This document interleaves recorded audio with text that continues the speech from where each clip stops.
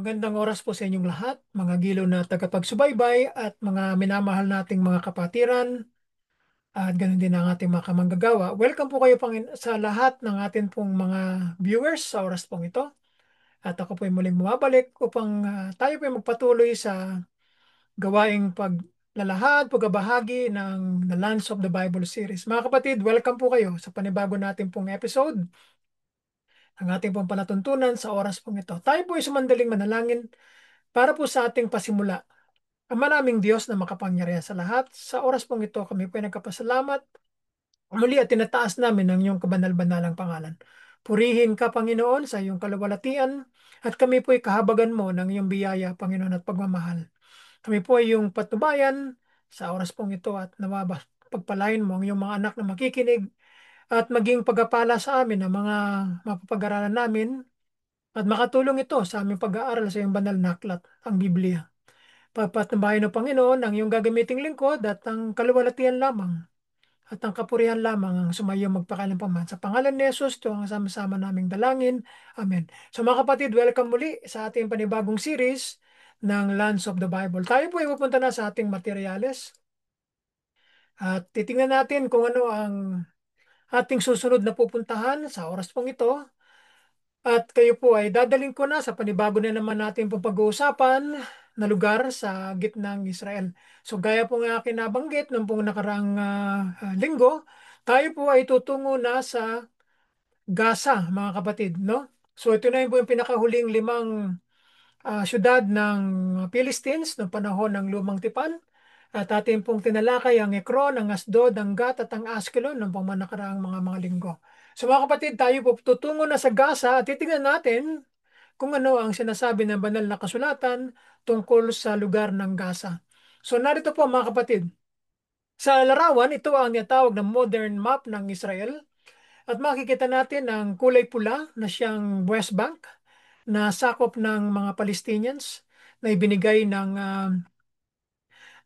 partition noong 1948 kasama ng pagbibigay ng kalayaan para sa bagong bansang Israel noong itinatag noong May 28 at 1948 kung na nagkakamali. At narito ay binigay din sa mga Palestinians ang West Bank na which is the panahon ng lumang tipan, ito ay ang Samaria. At ganoon din ibinigay sa kanila ang Gaza, no? Ang Gaza Strip.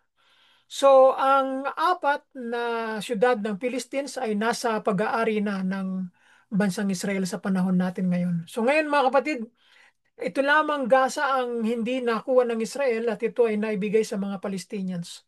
So titignan natin ang ilan sa mga impormasyon na makikita natin tungkol sa lugar ng Gaza na binanggit sa banal na kasulatan.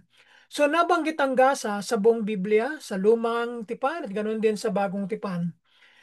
Na ito ay lumilitaw bilang isang estratehikong lungsod at isang mahalagang sentro ng mga Pilisteo ng panahon ng lumang tipan.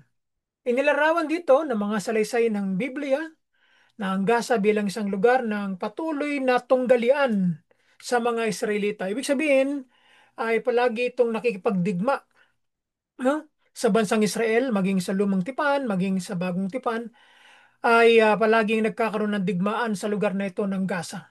Isang target ng makahulang paghatol, no? Maging maraming mga propeta sa lumang tipan ang humatol at humula sa lugar na ito ng Gaza. Ito ang mga sanggunian na makikita natin sa lumang tipan patungkol sa lugar ng Gaza. Mula sa Genesis chapter 10 verse 19, na ang Gaza ay unang binanggit bilang isa sa mga original na lungsod sa hangganan ng mga Kananeyo. Nung pananakop ni Joshua, ang lungsod ay inilaan sa tribo ni Judah, ngunit nabigo ang mga Israelita na palayasin ang mga naninirahan doon. At ganoon din binanggit din sa aklat ni Joshua na chapter 13 verse 3 na ang Gaza ay nanatiling nasa ilalim ng kontrol ng mga pinunong Pilisteo. Na ang kwento ni Samson nung siya ay pinanganak, siya ay isa sa pinakatanyag na salaysay sa lumang tipan na kinasasangkutan ng Gaza. Ay ang kwento niya, no? Sa aklat ng mga hukom. Dito nag-concentrate si Samson, no? Among the 5 cities of the Philistines. Binisita ni Samson ang isang prostitute sa Gaza at inambush siya ng mga Pilisteo sa mga pintuan ng lungsod sa isang malaking pagpapakita ng lakas na ibinigay sa kanya ng Diyos. Pinunit ni Samson ang mga pintuan ng lungsod at dinala ang mga ito sa isang burol malapit sa Hebron.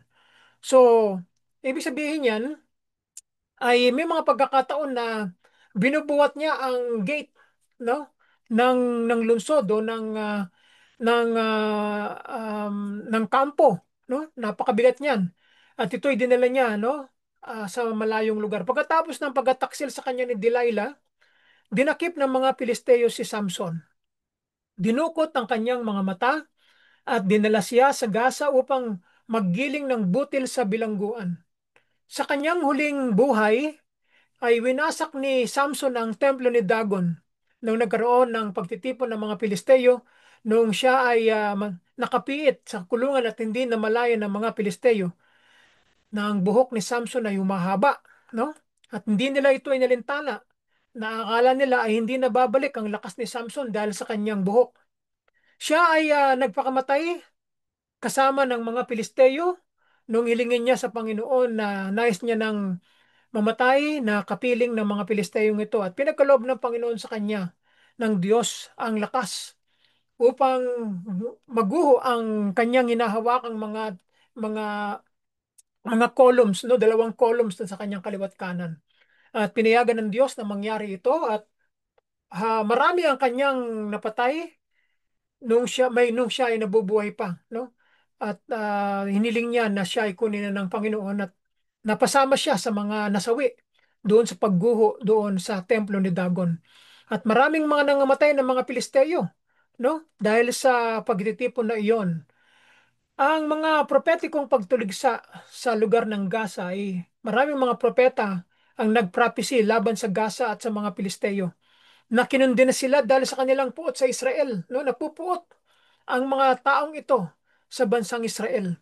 At yan naman ay talagang hinulaan ng mga propeta sa lumang tipan na ang lahat ng mga napupuot sa bayan ng Diyos ay kamumuhian ng Diyos, no? Hanggang sa panahon natin ngayon.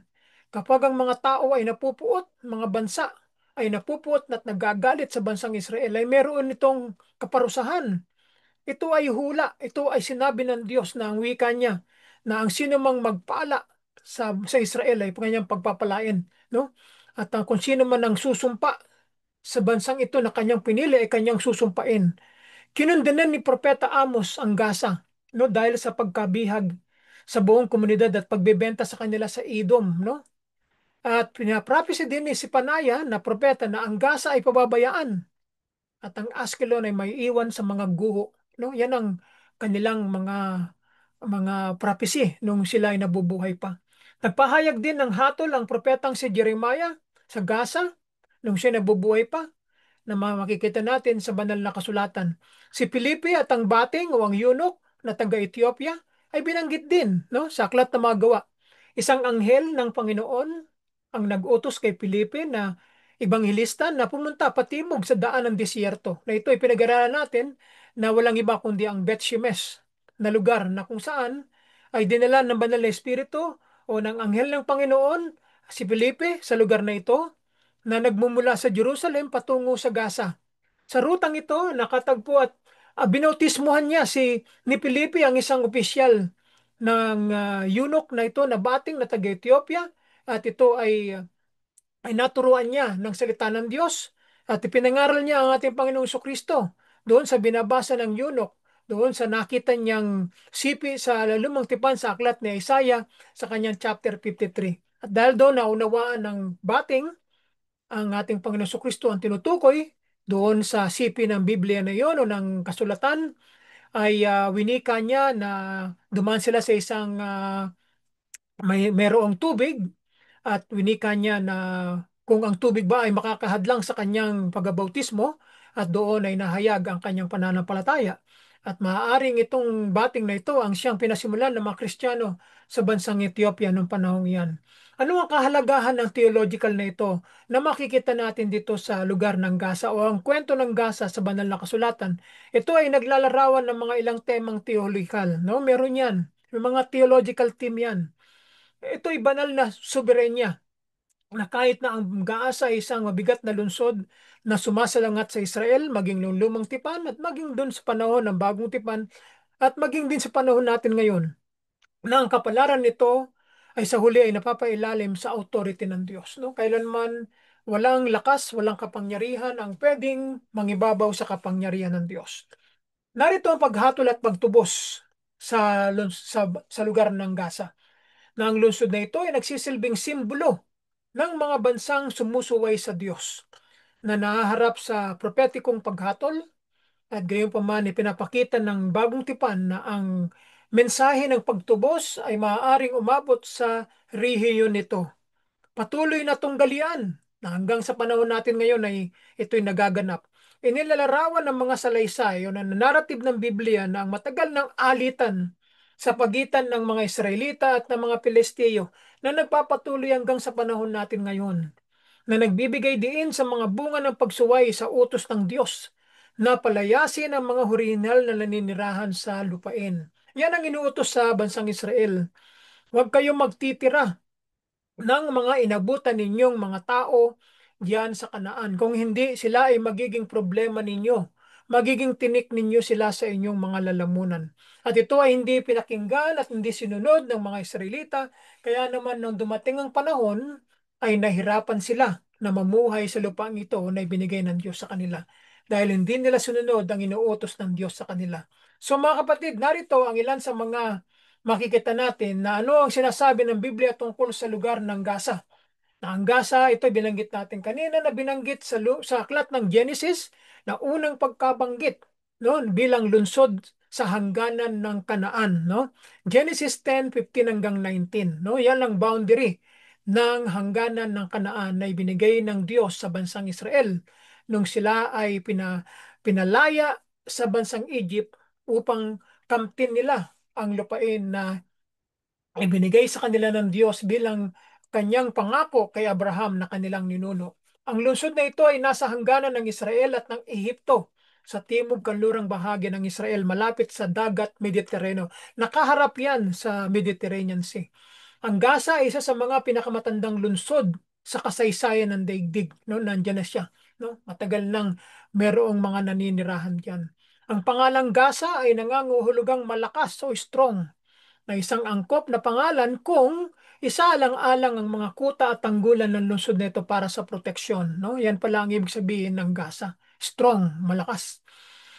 Ang Gaza ay isang lungsod na nauugnay sa mga Filisteo na sa simula ang mga Avita ay naninirahan sa Gaza, ngunit pinalaya sila ng mga Kaftoreo at nanirahan sa lungsod. Ito yung mga Canaanites na nanirahan sa Kanaan na binanggit sa Deuteronomy chapter 2 verse 23. No? Ang mga Filisteo ay malamang na magkapareho o magkamag-anak ng mga Kaftoreo na nagmula sa Crete. No?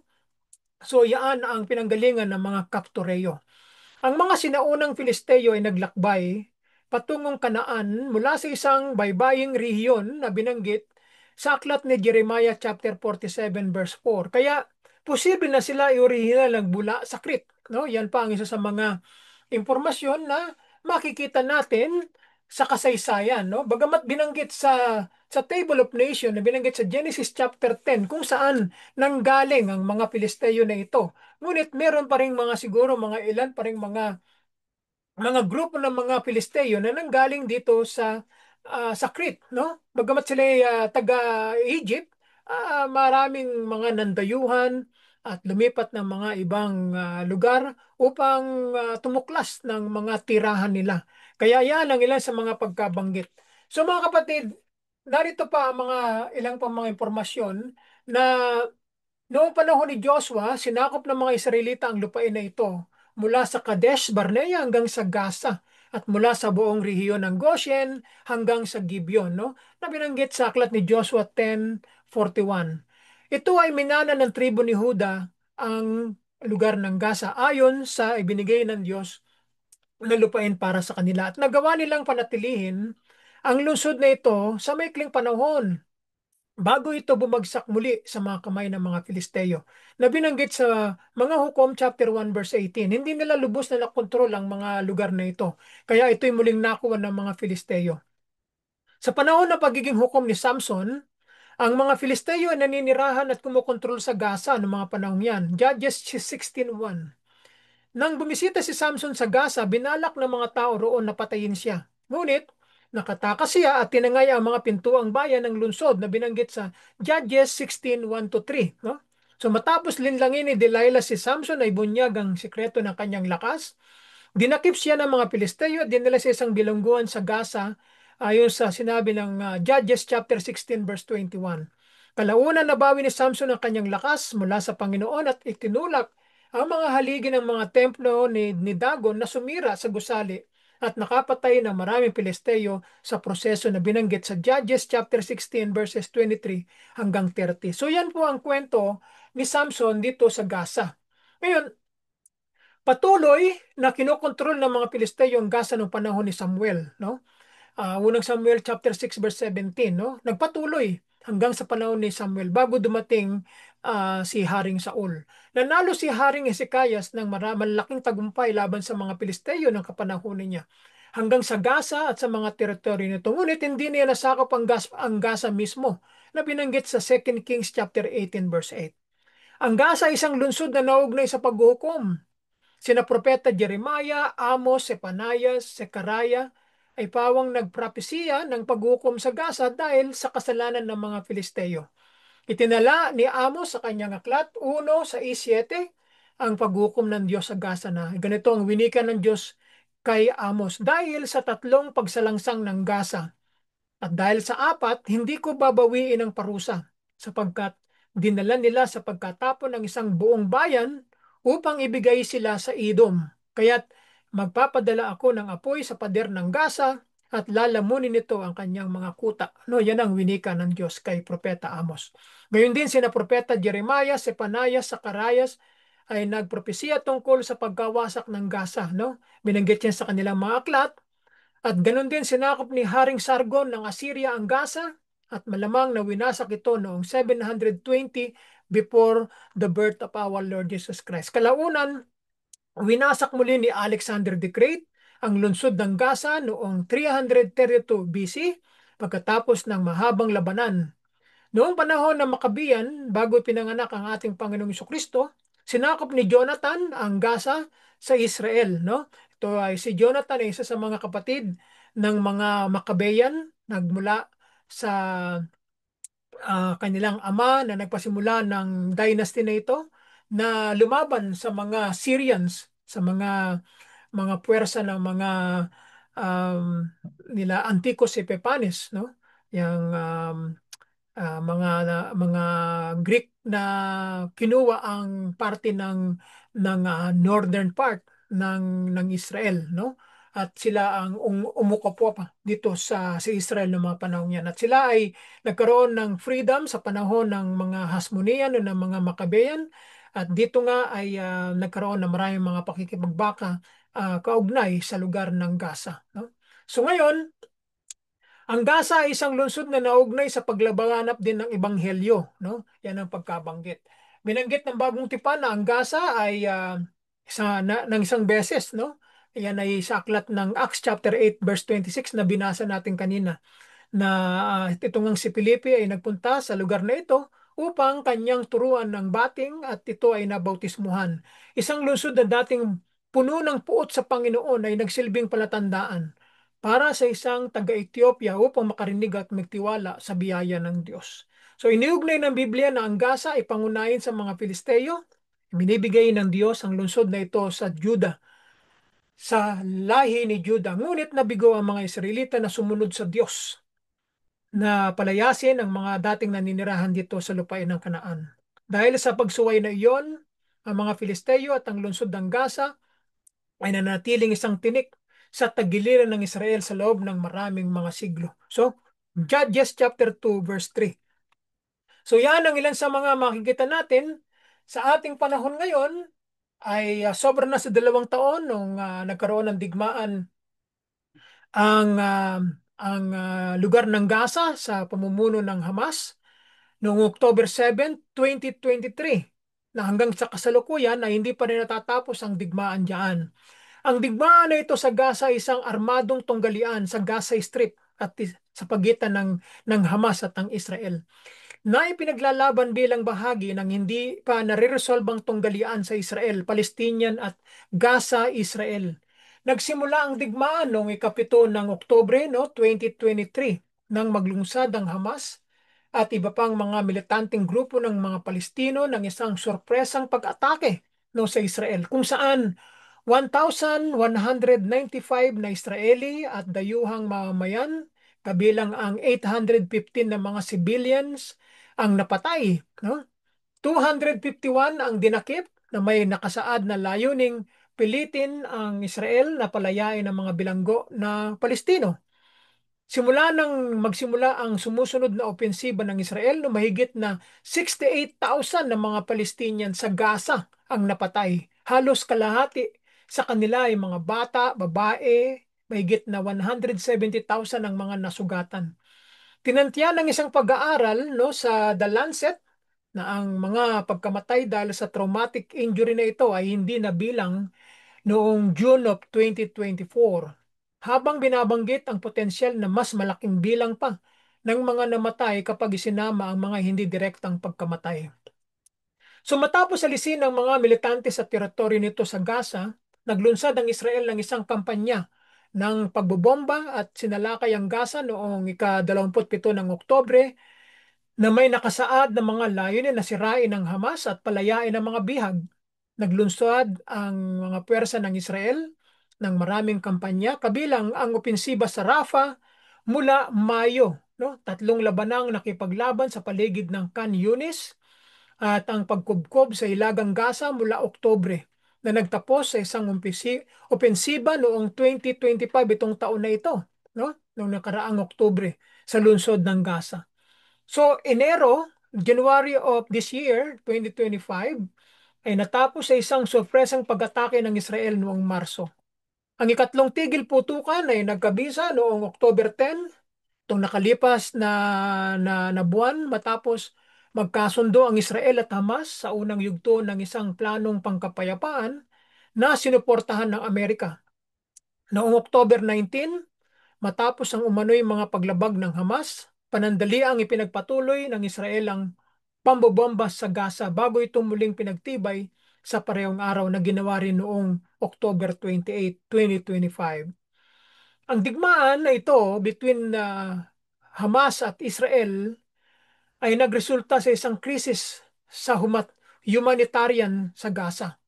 Pinutol na mas mahigit na pagharang ng Israel ang mga pangunahing pangangailangan na nagdudulot ng matinding krisis sa kagutuman at nalalapit na kumpirmadong taggutom noong October itong nakaraang buwan 2025. Pagsabit ng unang bahagi ng 2025, nagdulot ang Israel nang walang kapantay na pagkawasak sa Gaza at ginawang hindi matitirhan ang malaking bahagi na ito.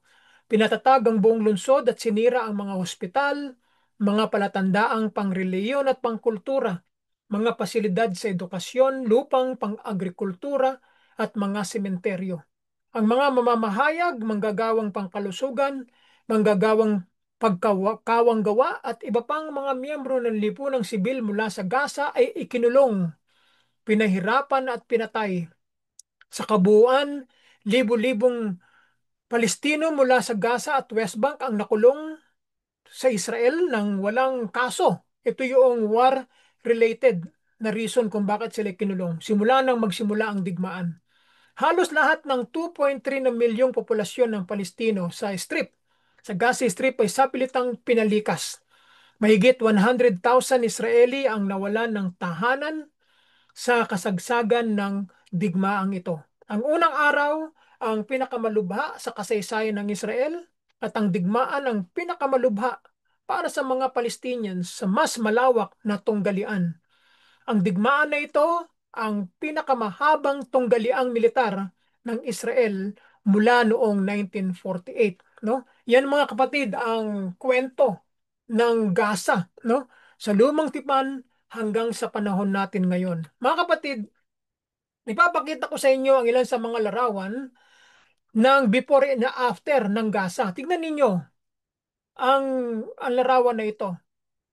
Ito ay noong hindi pa binobomba ng Israel ang Gaza. Tingnan ninyo, pagkatapos ng October 7, 2023. Tignan ninyo sa bandang kaliwa, no? Ang ganda ng mga syudad, maayos, malinis, pero sa bandang kanan, nakita ninyo, wasak, no? Distraction ang makikita ninyo. Ganon din, makikita ninyo sa kaliwa, yung before, kita ninyo, ay napakaraming tao, maraming mga buildings na nakatayo.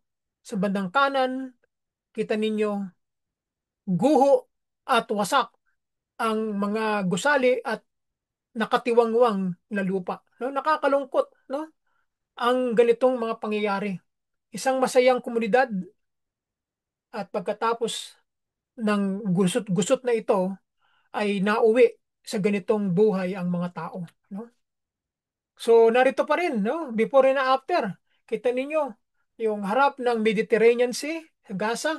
Kita ninyo sa bandang kaliwa at sa bandang kanan naman ay puro mga guho na. No? Talagang nawasak ang lahat halos. Almost sabihin na nating 99% ng mga buildings dito sa Gaza ay winasak ng bombs na nanggaling sa Israel, no? So, what remains of Gaza before and after? Makikita natin sa bandang kaliwa ay maayos, no? At walang uh, sign ng digmaan, pero sa bandang kanan ito ay talaga namang parang Second World War na pangyayari, no? Talagang biktima ng karahasan, no? Punong-puno ng ng kasiraan. Kita ninyo dito sa parting aerial view. Sa bandang kaliwa ay magandang tignan ang ang Gaza, no?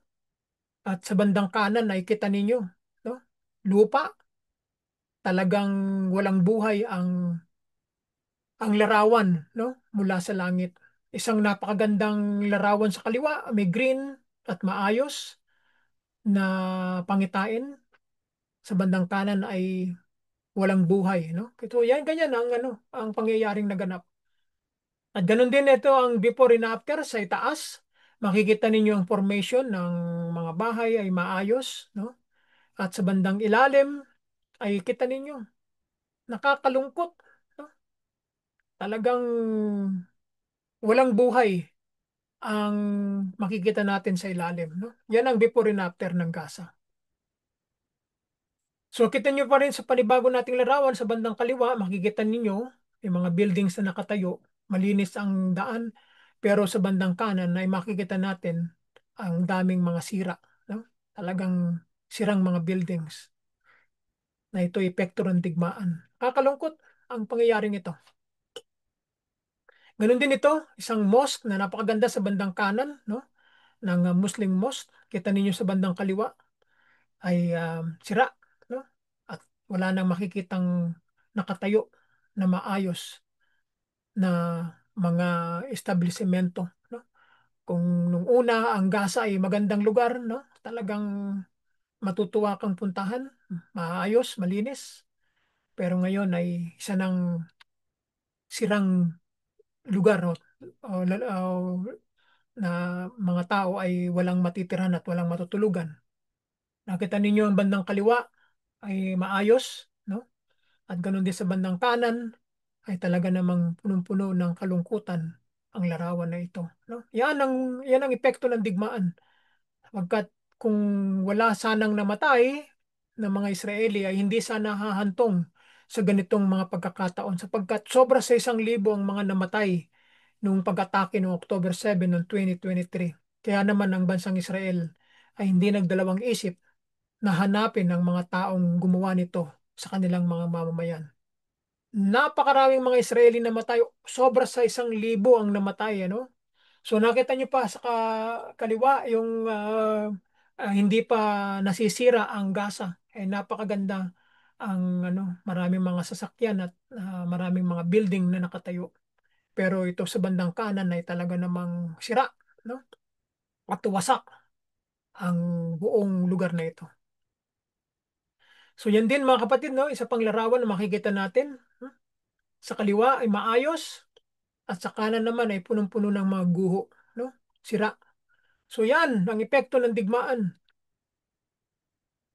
Ang ganun din ito, ang larawan nito sa bandang itaas ay maayos, maaliwalas. Ang larawan sa bandang ilalim naman ay talaga namang parang binagsakan ng atomic bomb sa Hiroshima at Nagasaki, no? Ganyan ang makikita natin sa panahon natin ngayon. Nung ako'y nasa Asdod at saka sa Askelon, tsaka sa Gat, ay hindi na ako nagpunta rito sapagkat noong panahon na ako ay nagpunta dyan noong nakaraang Mayo, itong taon na ito ay hindi pwedeng pumasok. Ay may digmaang nagaganap kaya hindi magandang pumunta dahil delikado. Anytime may kung anong pwedeng mangyari. Kaya ganyan ang nangyayari sa panahon natin ngayon. So yan, sa panglarawan dito sa sa satellite na makikita natin sa bandang kaliwa ay ang daming mga kulay berde, no, nakaharap sa Mediterranean Sea. At sa bandang kanan naman nakita ninyo na ang lupa ay nagkulay ginto, no, dahil sa epekto ng digmaan, no. Na-expose ang lupa, no. Kaya dapat puro green yan, ang lupa ay naging kulay ginto, no. So yan ang nakakalungkot na larawan na makikita natin. So ito pa mga kapatid, no, ito yung kuha noong um, November 21, 2023. At ito naman sa bandang kanan ay kuha noong May 7, 2024, after a year. Kita ninyo, nawala na ang napakagandang mga kulay green na ito. At ito na ay puro mga lupa na lamang ang natira. At wala nang makikitang ano pa mga green na ito na makikita natin dito. Nakakalungkot. No? Kita ninyo ang old city sa larawan. Makikita nyo sa ilalim, wala na, wasak na. Itong Can Yunis naman, kita nyo, puro green. Sa bandang ilalim ay lupa at hindi kaaya-ayang larawan ang makikita natin. Ito naman sa Jabalia, makikita ninyo, maganda, ano, maaliwalas. Sa ilalim naman ay puro sira at guhong mga gusali ang makikita natin. No? Yan, ang epekto ng digmaan. So dito naman ay ito ang before and after. Makita nyo itong building na ito na nakatayo sa bandang kaliwa. No? Sa bandang kanan ay wala na kayong makikitang building na nakatayo, kundi isa ng guho, sira na lugar. Imaginein kung ito ay nakatayo pa rin. Diba? Ay napakagandang building sana na makikita natin sa panahon natin ngayon. Ngayon ay wala na. No? Wala na sila. So ito pa mga kapatid, no? Makita natin itong sa itaas ay isang masayang lungsod, no? Maayos. Sa ilalim ay makikita natin isang guhong lugar at wala nang makikita yung sign ng buhay na makikita. Wala. No? Nakakalungkot. Talagang naipakita ng Israel ang kanilang ganti sa kanilang mga kaaway. No? Ganyan ang ginawa nila. Kaya nakakalungkot. No? Ganito ang nangyari noong 2023. No? Kaya dito rin sa bandang kaliwa, makikita natin na matataas ang mga buildings, no? Maayos. At nung sa bandang kanan ay talaga namang nakakalungkot na makita ganito na maraming mga taong namatay, no? Sa epekto ng digmaan na ito, no? Wala. Talagang magsisimula muli sila sa simula kung ito ay muling itatayo, no? So ito na mga kapatid, no? Ang huli nating mga slides na papakita natin. Itong Gaza before at ito namang Gaza after, no? Wala na. Nakakalungkot tignan kung makikita natin lahat na isang masayang komunidad, maayos na pamumuhay, ngunit sa isang iglap ay gumuho ang kasayahan, kasiglahan ng mga tao at wala na silang matirahan, no? Wala na silang babalikan kung hindi puro guho na lamang ang makikita sa panahon natin ngayon. So mga kapatid, diyan na nagtatapos ang ating series na ito dito sa Gaza at sa susunod na linggo ay panibago na namang lugar ang ating pupuntahan sa gitnang Israel mga kapatid. Natapos na natin ang 5 lugar ng mga Philistines at tayo po ay susulong upang puntahan pa ang ilan pang mga lugar na binanggit sa gitnang lugar ng Israel sa ating panahon ngayon upang tuklasin natin kung anong meron pa na binanggit sa banal na kasulatan. So mga kapatid, ako'y magpapaalam na at maraming salamat sa inyong lahat at purihin ang pangalan ng Panginoon habang tayo nabubuhay. Sa kamakanya ang kaluwalhatian, habang tayo nabubuhay, tayo pagkalooban ng Diyos ng kalakasan at ng dagdagan tayo ng karunungan at kaalaman upang maunawaan natin ang kanyang salita. Sumayin niyo ang pagkapala ng Panginoon at ang kanyang pagmamahal saan man kayo naroroon sa mundo. Ang lahat ng ito ay ating inihiling sa pangalan ng ating Panginoong Jesucristo ngayon at magpakailanman. Sumayin niyo ang biyaya niya sa panahon ng kasiyahan at kalungkutan ay sumaatin ang kanyang pag-ibig ngayon at magpakailan pa man. Sinawa. Sa muling pagkikita mga kapatid, bye for now. Have a great day everyone and we'll see you again. Bye for now.